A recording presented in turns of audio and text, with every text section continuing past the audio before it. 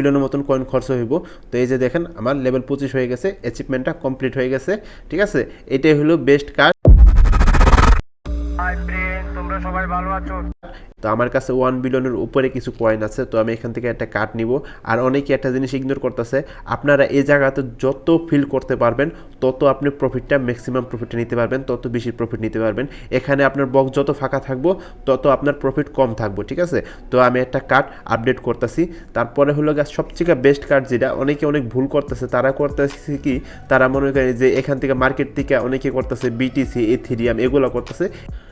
সব থেকে best card হলো কেওয়াইসি। তো আমার এখানে দেখেন আমার কাছে প্রায় 1 বিলিয়নের মতন কয়েন আছে। তো আমি 1 বিলিয়ন কয়েন দিয়ে দেখি আমার কত কয়েন লাগে। তো আমি প্রথম থেকে শুরু করি, এটাই হলো বেস্ট কার্ড।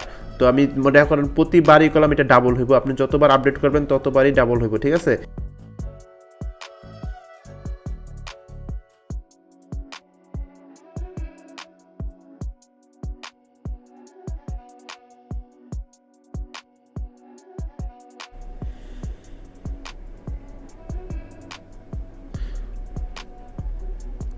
তেইশে দেখেন 200 মিলিয়ন লাগতেছে এখন আমি লেভেল 23 থেকে 24 নিতে।